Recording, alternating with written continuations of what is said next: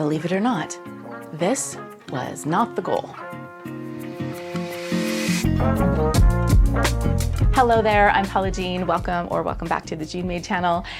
I am actually working on another video that is a couple of spring refashions and upcycles that I'm very excited about, but we are in the middle of a record-breaking heat wave here in Southern California, and that means that my sewing space becomes a sweatbox very, very quickly. So I'm a little bit delayed on what I'm going to be able to accomplish over the next few days for that video. So I thought I'd pop on here and share another project that I recently finished a few weeks ago. I'm trying to make a mindset shift, not only in my sewing, but in my life in general. And I think this is a really good example of it. So I picked up Simplicity 9620 by Muslin at one of those 99-cent sales that Joann's used to have. Muslin has her own independent patterns that she sells or gives away on her website. She has a ton of free patterns as well.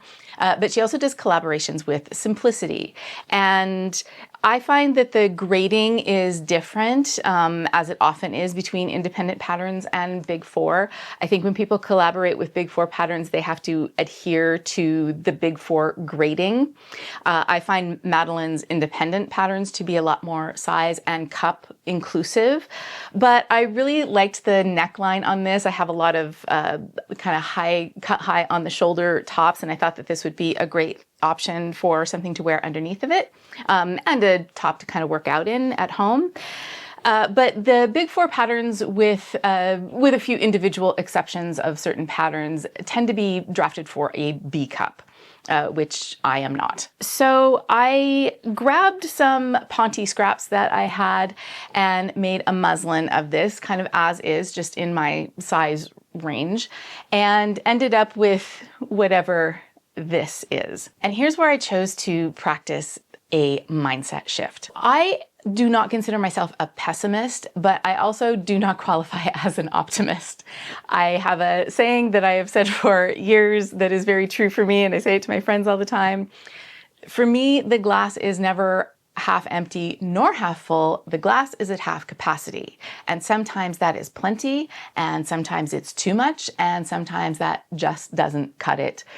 Context and situation is everything. And because I am a fixer, repairer, a maker, when I see things either in sewing or other creative projects, or even just, other things out in the world, what I tend to notice first is what's wrong, what's the problem, what needs fixing, what needs improving.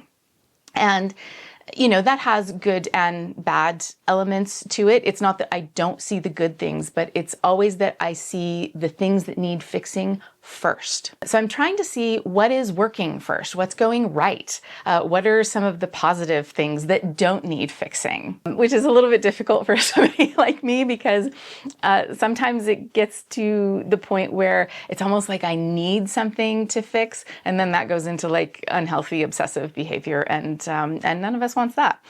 So with this, instead of just showing this to my husband for comedic value and then scrapping it, I decided to look at what are the things that are going right first. So number one is that I do actually like this neckline on me. I wasn't sure. I liked it when I looked at it, but I wasn't sure. The other thing is that the bust darts, which are clearly not in the right spot because this doesn't go to the right spot, but they actually are the right width. So that's right. No need to fix that. The side seam is actually in the right place, and the back is actually just fine. The length in the back is fine. It's actually fine all the way up until the side seam. So once I enumerated all of those things, I realized I just need more length, and only right here, only right kind of in the center front area. So that led me to make some pattern adjustments. So this is what that side front piece looked like originally. So the original piece came along here and met up with this curve. I made a line above the dart, about a half an inch above the dart, and then I cut it to but not through the side seam because I didn't need any extra length here. I only needed it here. So I sliced that, opened it up like you would a dart, and added that 3.5 inches right here. And then I added a little bit up here also to kind of smooth out that curve and make that look right. I also needed to address the center front. So just measured up, I did put the line at the same point. So I was adding the length in the same place and just opened this up that 3.5 inches. And those were the adjustments. So then I pulled out some more scraps and made muslin number 2. This is just some leftover stretch French terry and a bottom part of a dress that I had cut off into a skirt, but I had saved the skirt part for situations like this. And I actually love this. It's super comfortable. It now actually sits under my bust, but from here I still wanted to make some little refinements. So once it stretches out in the neck, like kind of on the necklace part, I found that it kind of stretched a little bit too thin, not for support wise because it fits fine, but I thought that proportionally it should come a little bit wider to fit in with what it does in the center a little bit better. So those were actually super simple adjustments, just widening that out a little bit. And I also wanted the neckline to come a little bit higher in both the front and the back. So I just raised that a little bit.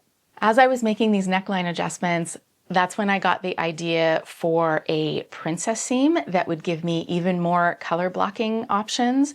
So I took the inner leg of the dart on the side bust part and just drew a curved line equidistant all the way to the arm side, and then another little curve to absorb the outer leg of the dart so that all gets swept up into that princess seam.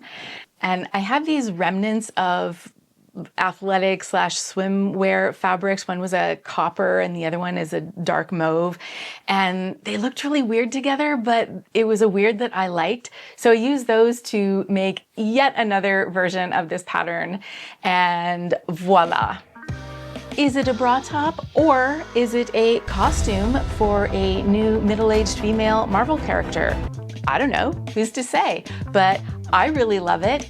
And I think that this has tons of potential. I can see a skirt added to this, either short or long.